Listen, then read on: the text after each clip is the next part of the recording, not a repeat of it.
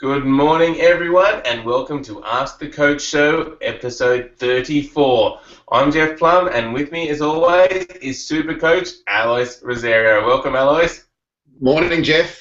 How are you this morning? I'm very good, thank you. That's Now, good.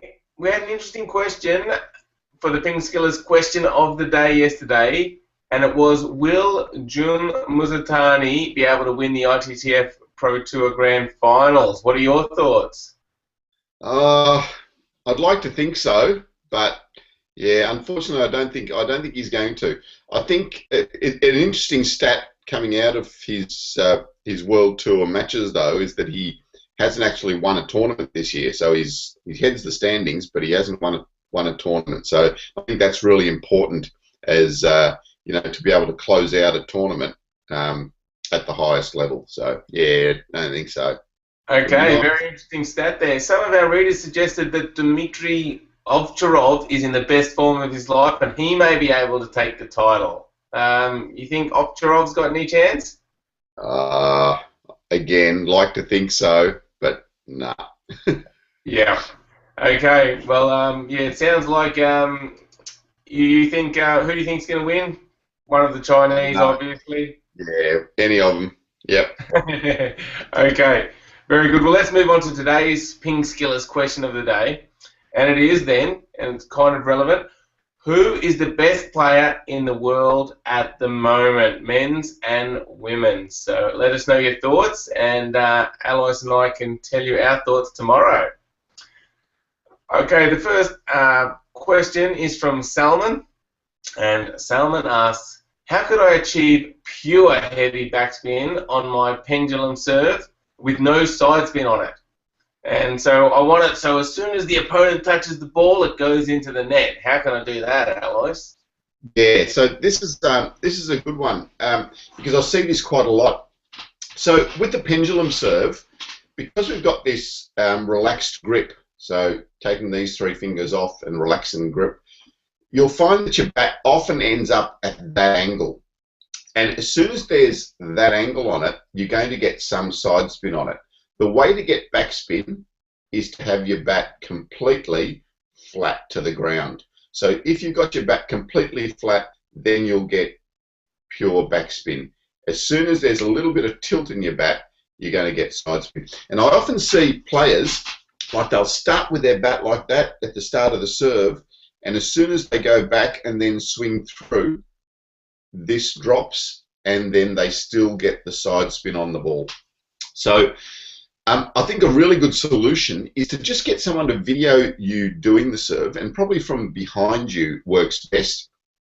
And then you'll see what the actual angle of your racket is on contact. So that's important. If you've got to get the end of your bat up higher so that it's flat to the ground. So it needs to be the same height as your handle to get pure backspin. So that's the real key. And it can be really difficult to do. I think the best thing to do, again, is to go away from the table onto a bit of floor and just do that action and try and see if the ball can come straight back to you. If the ball's going out and coming straight back to you, then you've got pure backspin. If the ball does that and curves around, then you're going to have some side spin on the ball. So yeah, that's your best feedback. Okay, excellent, Alois. Now that's interesting. I've got a couple of observations. The first one is Salman wants it so his opponent will hit it straight into the net, but I guess if their opponent's good enough, they're going to be able to return that anyway. And the second sort of question I have is, isn't it good to put some side spin on the ball, and isn't that maybe better for deception between your backspin and your top spin? Why would we want to do just a pure backspin serve? Yep. So I think it's just a variation. So yeah, sure. The side spin's good with your pendulum serve as well sometimes. But sometimes you want just that pure backspin ball to give them something different to look at, and to make it a little bit harder to lift, perhaps. As soon as there's a bit of side spin on the ball, it becomes a little bit easier to lift the ball over the net. So especially if someone has problems flicking, then or likes to flick, then if you can get a pure backspin serve, it makes it a little bit harder for them to flick because there's more drag downwards on the ball, so they need to lift it a bit more. Okay, great. So there you go, Salman. So yeah, so work on that, getting your bat level, trying to get the backspin if you want a pure backspin. But players, remember, it's also okay to have a side spin serve as well. So it's just different variations. Great question. Okay, let's move on. Utkarsh now has asked us a question, and it's about the equipment. Utkarsh has bought a new rubber, and now he wants to glue it onto his bat. And he normally has a sponge to wipe the glue onto the rubber, but he doesn't have any more sponges, and he was thinking he'd use a normal one, but it kind of just soaked up the glue. So what can he use to apply the glue to his rubber, Alois? Yeah, so it doesn't really matter too much. It's just a matter of getting the glue spread evenly across the surface of your wood and the rubber. I mean, I tend to use just a bit of cardboard like that and just scrape it across, not on this side of the rubber, of course, but scrape it across the bat that way, and that tends to even it out. So you don't need to have one of those little sponge applicators. If you've got one, they're good, but yeah, just a piece of cardboard or paper or whatever, just to make sure you're spreading that glue evenly and thinly over it. Yeah, when I first started, and someone was showing me, they used to use the bit of cardboard that actually came in the rubber. So I had like Mark 5 rubber, and they would just tear a bit of that off, put the glue on, and then use that to spread it over. And then later on, when I had different types of glue, they actually had a brush, so you know, almost like a paintbrush or something, and that was quite easy to spread the glue as well. So yeah, give that a go, Utkarsh. Try some of those suggestions, and good luck with your new rubber. It's always exciting to get a new sheet of rubber. I hope you enjoy it. Okay, now Rudvik has asked us a question, and he wants to know, can you tell me what and how should a defender practice? Okay, yeah, so Rudvik, the things that you can start to think about with your training are similar drills to what we have in our training drills, and similar to what the attacker will do. So, I mean, for example, if we're doing one backhand, one forehand when we're doing attacking drills, you can do the same thing with your defense or your chopping. So you can do one backhand, one forehand chop. You can do 2 forehand chops. You can do all sorts of variations of your strokes with your training. But if you're a defender, you probably want to practice your chopping a lot more than you do your attacking. So that's the main difference.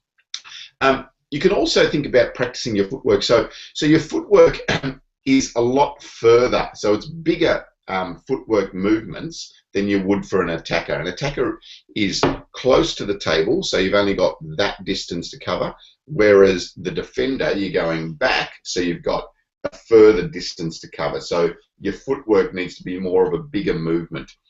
The other important footwork movement for a defender is moving in and out. Okay, so the other thing you can practice is the triangle footwork. So the short ball, so come in and push or attack, and then move out in the triangle, so either to this point or this point, and moving across and in that way. And we've got a lesson on that, Jeff, on a defender's footwork that we might be able to link to help them out with that as well. So a little bit of a change with the footwork. The drills are basically the same, and you can do a lot of chopping practice mainly. If you haven't got someone that's good at attacking against the chop, you can also use multi-ball. Multi-ball's a really effective tool for a defender. And with the multi-ball, get someone to just get the bucket of balls and just feed them out like that. So just stand really close to the net and just attack at you with a topspin ball, and again in whatever pattern that you want that's going to help you. Excellent advice there, Alois. So Rudvik, get out there, try some of those drills and change them to do some chopping, and then let us know how it goes and if that practice is helping you. I'm sure it will. Yeah, so we might have to put a link to the training drills on there as well, Jeff. Yep. Yes, good idea. Let's do that. We will. Okay, now Joshua has asked us the next question. And Joshua says, I'm pretty advanced as a player, but I'm looking to maximise spin when I chop. But it usually either goes well up into the air or lands into the net. Do you have any advice for this? Yeah, so Joshua, what I find is that often players don't tilt their bat back enough when they're trying to get more spin, and you need to just brush under the ball. You know, we've talked a little bit about this morning with the backspin serve. So it's getting that bat at the nice flat angle so that you can brush underneath the ball to get that backspin on the ball there. Okay, so that, firstly, the angle is going to generate good spin, but then also just being able to brush the ball very fast is going to help you to maximize the spin that you're getting when you chop. It's not an easy stroke because you're getting a very fine contact margin there, so it's just touching the ball. So, you know, like anything, lots and lots of practice to get that contact correct. If you're finding the ball's going too high, often players do this when they're chopping, okay, so rather than brushing straight through the ball and getting a nice fine contact on the ball. Okay, good. Yeah, so Joshua, yeah, if the to get more spin, make sure you've got a fast brushing contact, so that will help. Then the other point, Alois, was, yeah, it going up into the air. So if someone's doing a really heavy top spin, should you then close the angle of your bat a bit more if you're chopping? Yeah. Or is Joshua talking about more chopping, pushing against the backspin ball? Yeah, I'm not sure exactly which one Joshua was talking about, but yeah, so if they're top spinning to you and you're finding the ball's going up in the air, you can start to brush more downwards. Okay? Again, you need the brushing contact, but then your stroke becomes more vertical so that the ball doesn't go as high into the air. Okay, all right. So Joshua, give those ideas a try and let us know if they help you out. And yeah, but concentrate really on that brushing contact. So getting your bat moving fast and then brushing the ball finally. Now that is difficult, as Alois mentioned, because the bat's coming fast and you're trying to brush it finally. But with more practice, you will get it. So give it a try and let us know how you go. All right, well, that wraps up another show. Thanks, everyone, for watching. Make sure you check out our website, pingskills.com, sign up for our free newsletter, and keep on enjoying your table tennis. Thanks, Alois.